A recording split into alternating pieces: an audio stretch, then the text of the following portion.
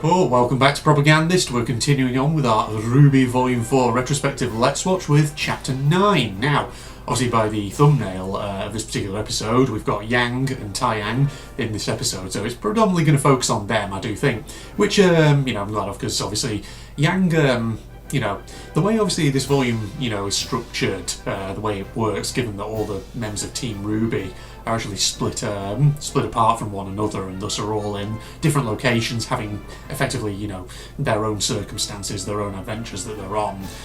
What that obviously does mean in practice really with Volume 4 is that compared to previous volumes where, the four members of Team RWBY were always kind of together and thus, they often had lots of character, they had a lot of the camera time, to put it that way. Obviously with Volume 4 it's kind of different because them being sort of split up now means that some characters among the main four actually now don't get as much character, or rather camera time I should say, as often as they did in previous volumes. So, Yang in particular, come to think of it, from what I remember, I don't think Yang actually gets much camera time, does she, in Volume 4 overall? But fortunately when she does appear, they are at least scenes that are trying to be sort of meaningful and actually trying to show us bits of her character development. And of course this scene that we're going to see here in this particular episode is very much tying in with that, because of course it's a follow-on from the meeting between Yang, Taiyang, Oobleck, Port that we had earlier a few episodes ago.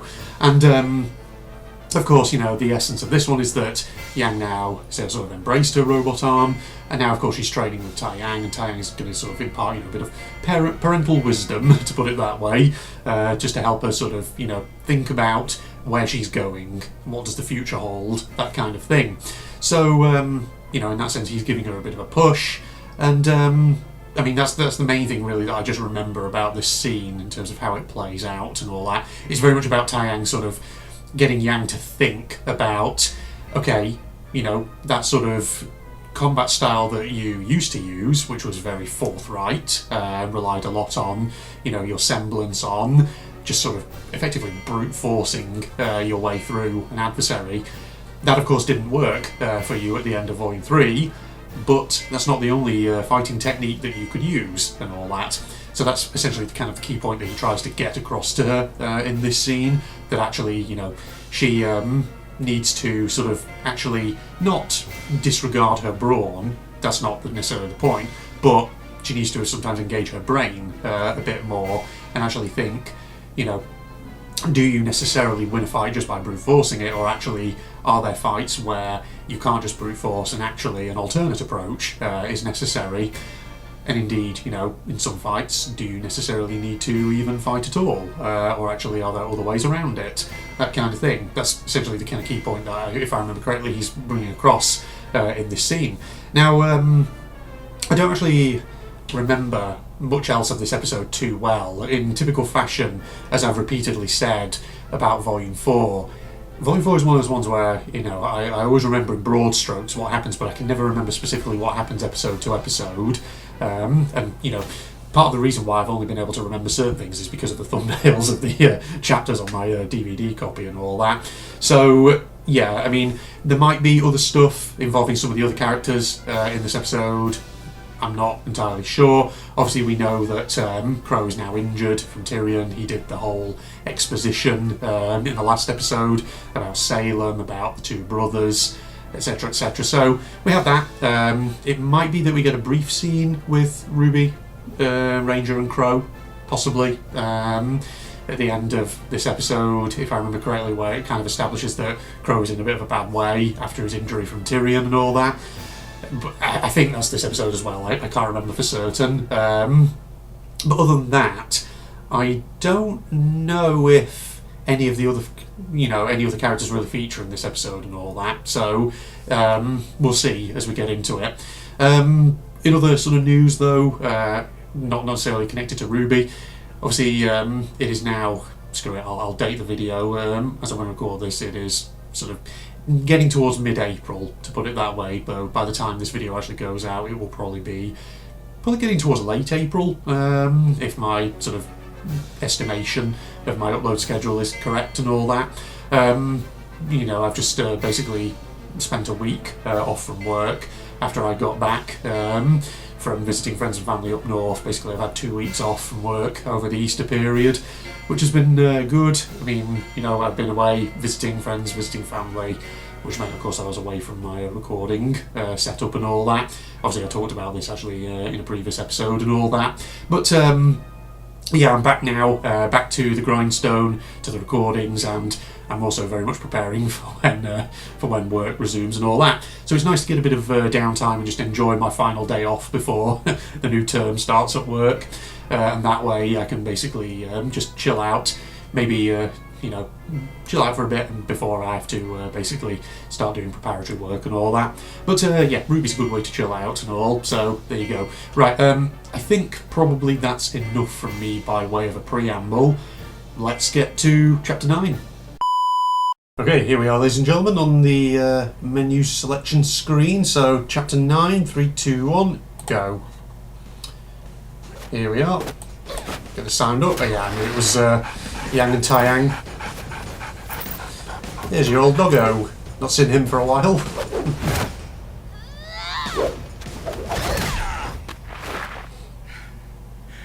Wow, that thing packs a punch. We've been at this for weeks. I get it. You want to make sure I can still fight. I think I'm doing just fine. You're close. Oh, really? You're still off balance.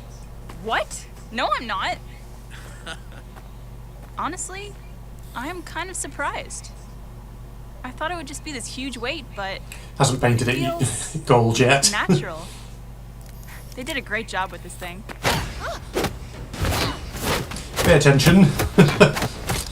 I wasn't talking about your actual balance. Although, that could use some work too. He's a well-trained dog, is old Zwei. Meaning? I saw your tournament fights. During the Vital Festival? Let me guess. I was sloppy. No.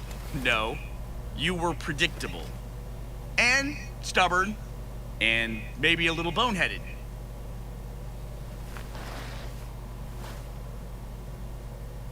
Do you realize that you used your semblance to win every fight after the qualifiers? So what? How is me using my semblance any different than someone else using theirs? A little pause. I mean, I think it's a good lesson that he's imparting there about predictability. Because, yeah, like, looking back on the Vital Festival in Volume 3, I mean, he's right. Yang did use her semblance, did she not, in pretty much every fight? So I'm trying to think, like, the first fight at the very beginning of the volume, it was the entirety of Team RWBY against Team... Wait, which team was it that they were against? Was it Team Bronze? Was it Team Bronze at the start of Volume 3? I've forgotten already. Whichever team it was, you know, the one with the person who had the hoverboard, you know, the team. I'm sure people in the comments can clarify that for me. But, yeah, so she did use a semblance there, from what I remember.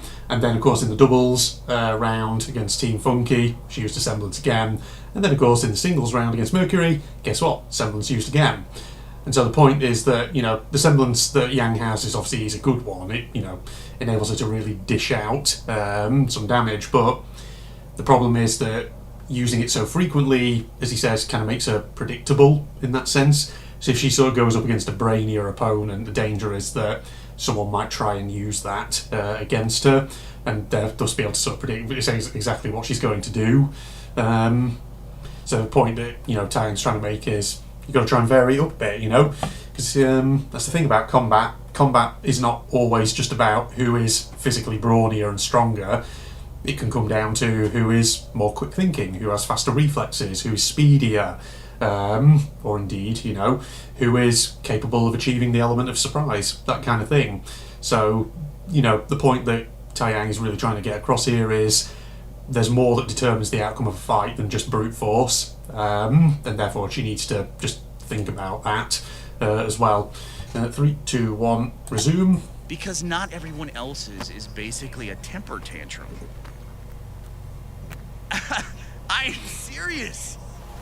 Once you take damage, you can dish it back twice as hard, but that doesn't make you invincible.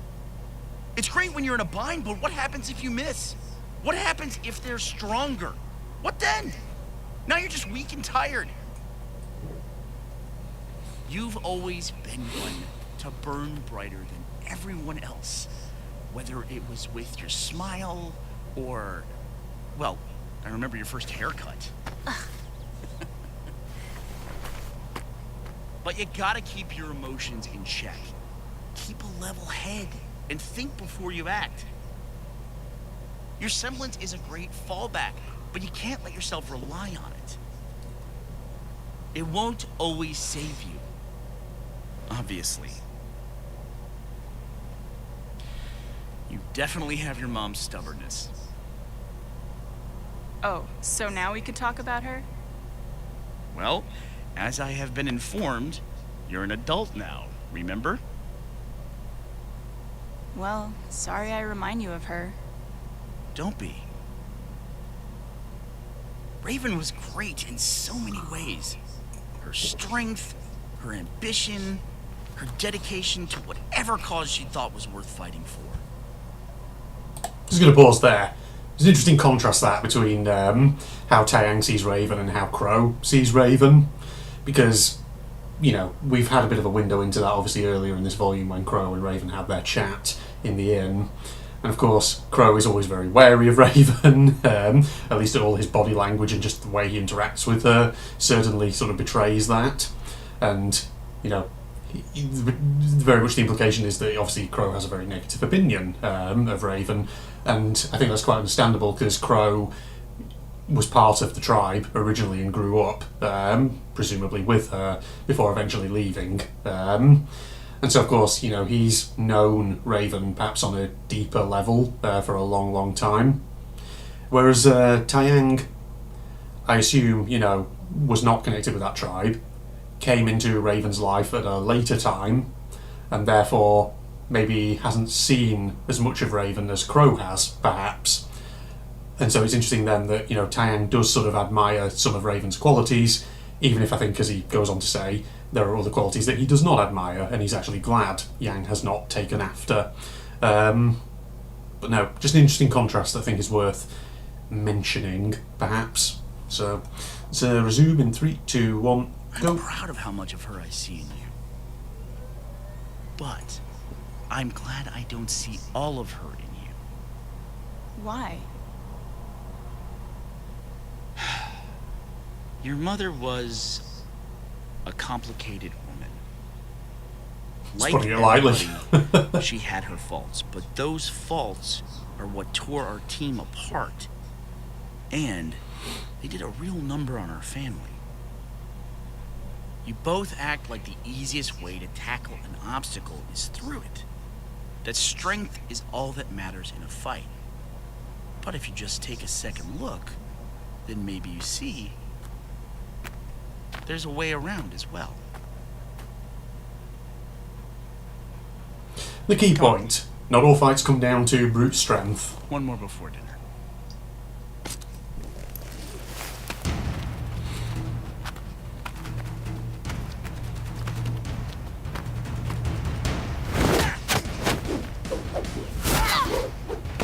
It's a shame we don't get to see more of Taeyang fighting.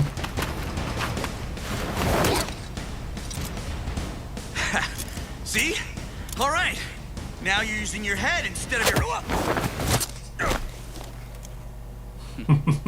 It's a good way to end that little sparring match. Oh, so we did get Weiss in this one as well. I actually forgot about this, of course. This is her interaction with Whitley, isn't it? Where he interrupts her practice.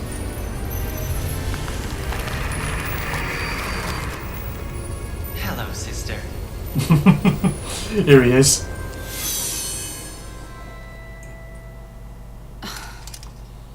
Leave. How hurtful. And here I am about to offer you a favor. Father's taking me into town to introduce me to some of his business partners. I thought I'd see if you wanted me to pick you up anything since you're, well, stuck here. Are you jealous? Is that it? Whatever do you mean? Is that why you hate me? Are you jealous of my abilities? Of Winter's? No, not really. Honestly, I find it barbaric. It's beneath people like me, like Father. What could a single course. huntsman possibly do that an army could not? That's why we have Yeah, too much confidence in the army. one. By a fool. I said leave. Fine, fine. I've got better things to do. Enjoy your training, however pointless it is. What is your plan anyway? What do you hope to accomplish while trapped in your own bedroom? Slam that door in his face. There we go.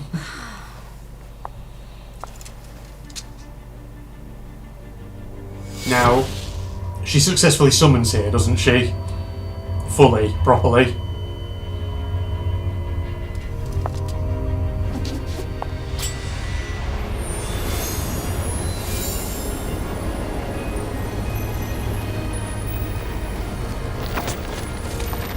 And Klein then appears, and that's the start of the escape plan, I think.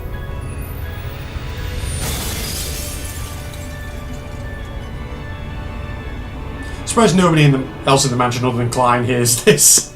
Rishni, are you alright?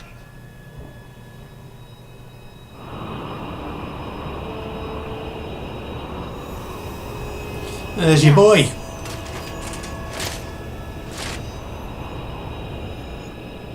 Klein, I need a favor.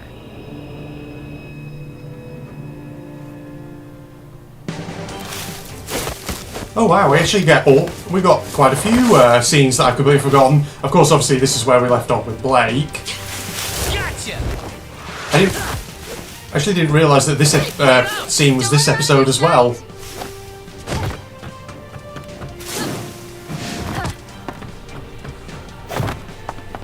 Whoever lives in these houses is going to be a bit disturbed by people running over the rooftops. We just like to have that one person who crops up like, what the hell is going on up on the roof up here?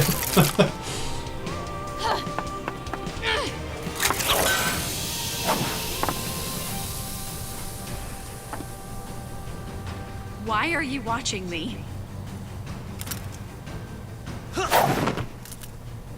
Give it up! I'm not above hitting a girl, you know.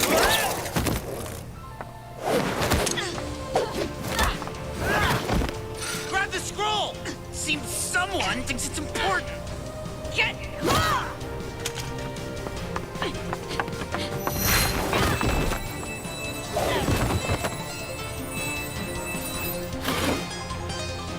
Quit staring and grab it! Don't hesitate. Keep moving. He's got this, don't worry. Blake, watch out!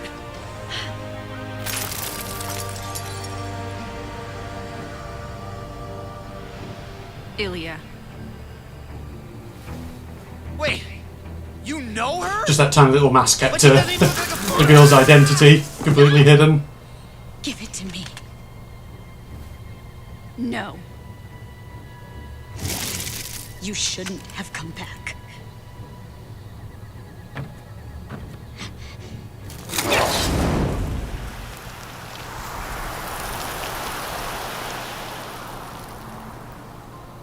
Son! Son! No, not again, So- please. Was this another instance back in the day of people worrying that Son might die as well as Crow potentially? Hold on, son. Just hold on. So did this end with Team Ranger or? Oh, it did. Just hold on, Uncle Crow. Well, so we actually got technically all 4 members of Team RWBY in this episode. Amazingly, it's amazing that I forgot about that. Coming. Ty. It's getting worse. How much farther? We've got to be close. Without the map, there's no way of knowing. Yeah, the map that you feel threw like away close to- earlier in a strange moment. What is it?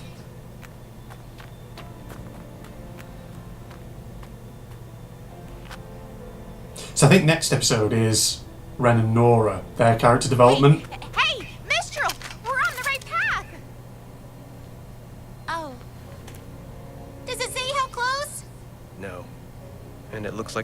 takes us up through the mountains.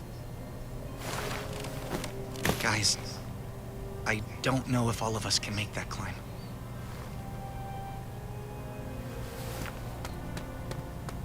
Okay, well, what about this place? Kuro, Yuri, can we get help there? That village was destroyed years ago. But if it takes us around the mountains, it's the best bet we've got. It will take too long. The town would have had a doctor, right? Well, maybe we could scavenge for medicine. Right. You're not going to find anything. We just have to press on.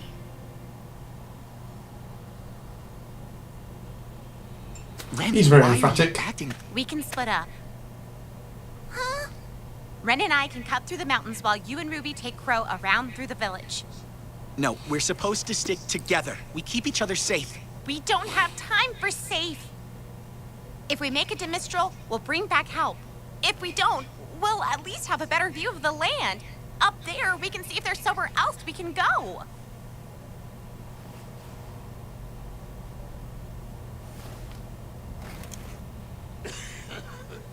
Well, don't stand around too long. Crow Boy's dying. Okay.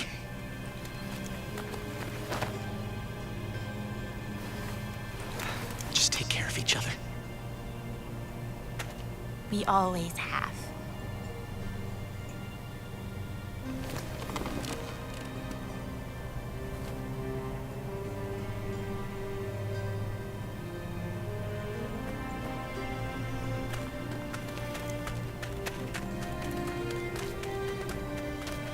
Imagine if those two paths basically just went in a circle and just meet up awkwardly again. They're gonna be fine, John. You don't know that. Oh, Jean, don't be a... I mean, I get it. Everyone's not feeling too good, but let's try and keep the morale up a little bit, Jean. And here's your foreshadowing that they are wandering directly towards something really, really bad. That's a big hoof print. And that's probably the end of the episode right there, I would imagine. Let's just see if does it go to the next episode. Yes, I think it does. Oh, it's actually completely paused, so fortunately, yeah, it's not going to autoplay the next episode or anything. Okay, chapter 9 right there, ladies and gentlemen. Let's take another jump cut here, and let's have final thoughts in a moment. Apologies if the lighting on my face, by the way, is a bit sort of unusual, as it always is. You know, one half of my face over here being quite brightly lit, and then the other half just being cast in shadow, as it were. Once again, it's because of you know, my poor ass recording setup here, where basically, you know, I don't have any actual proper lighting equipment or anything like that when I'm recording Facecam, but basically instead I just have to rely on the window with the sunlight sort of streaming in from this side, and on top of that, it's obviously a bit of a sunny day here, so naturally the lighting might be very intense in certain regards. But no, actually, thinking about what we've had then in that episode, like I say, it's predominantly it's about Yang, that episode, about her character development. So that's really sort of set up the key point that she needs to take on board going forward into Volume 5 and beyond. So that's great to sort of see. Now, if I remember correctly, the only other Yang scene that we're going to get this... actually... Well, no, there's only 2 more Yang scenes, I think, that we get in this volume. The next one, of course, is her actually... not only spray painting the robot arm, but also is her preparing to actually leave Patch to go in search of Ruby.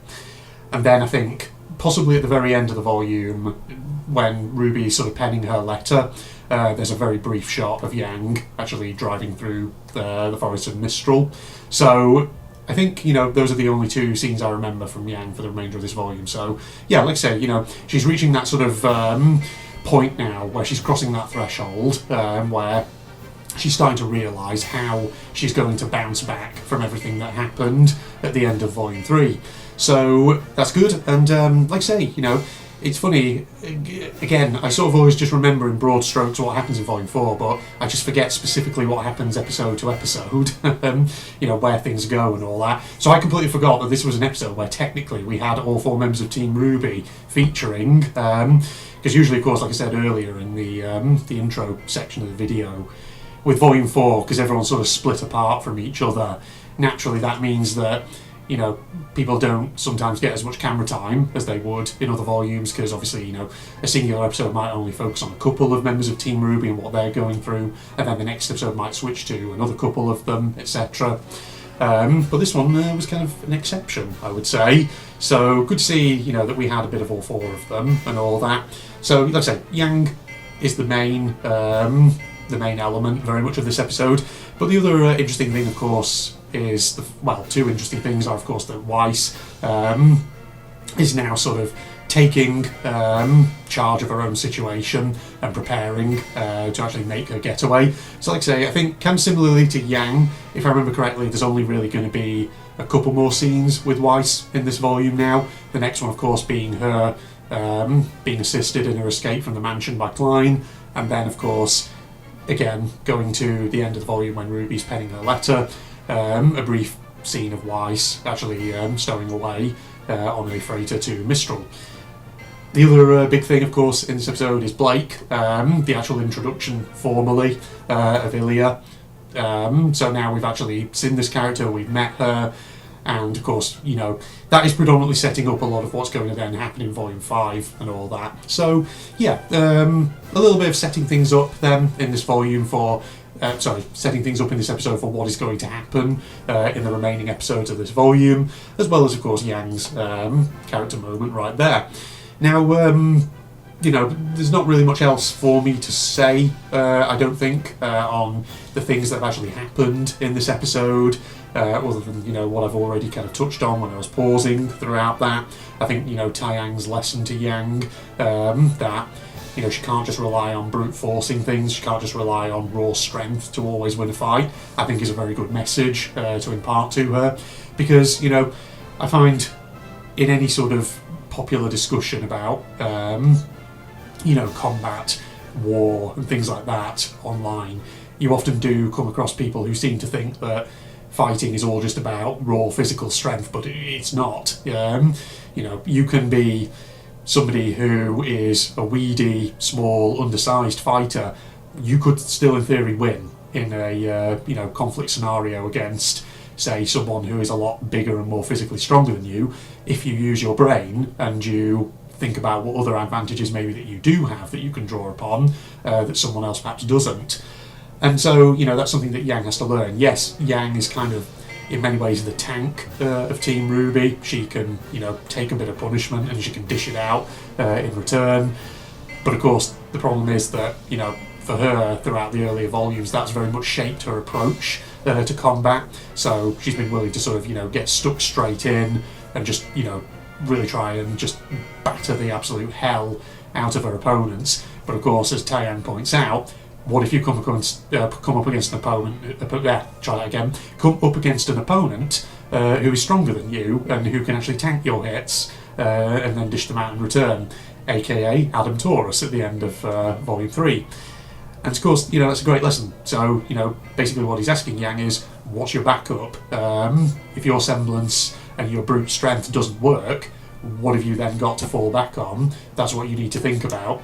And so, of course, you know, from what I remember, when you think about the volumes, the things that happen in volumes after this one, you do see Yang using a bit more of a brain rather than her brawn. For example, I think the biggest instance of that actually is at the end of Volume 6 when she and Blake fight Adam, and I've seen a lot of people comment on that one saying that actually that does sort of exemplify how Yang sort of doesn't just rely on brute strength, but also kind of holds back a little bit in the fight initially, as she sort of gets the measure of Adam and then figures out how to actually deal with him. But yeah, so there's a character arc that's being sort of, again, sort of pushed forward here in this episode, and which we'll see play out in other volumes. So yeah, I mean, that's really all I can say about Chapter 9 in particular. Now, something I will talk about that's not specifically to do with this particular episode. It's more to do with this retrospective Let's Watch series in general. Now, of course, on the channel here on Propagandist, I have done reactions to pretty much every RWBY volume now. I don't think, pretty much every RWBY volume. Because of course, when I actually started out with RWBY reactions on this channel years and years ago. Obviously I started out with Volume 5, and then of course, you know, I watched all the way through to Volume 9, and then of course I came back to do this retrospective Let's Watch to actually fill in Volumes 1 to 4. Granted, of course, you know, this is, like I say, a non-blind Let's Watch. I have seen those volumes before. I just thought it'd be good to actually do them here as a kind of retrospective Let's Watch to pick up on things that maybe were being set up in these volumes that are particularly interesting in light of what then we've seen in Volume 5 onward.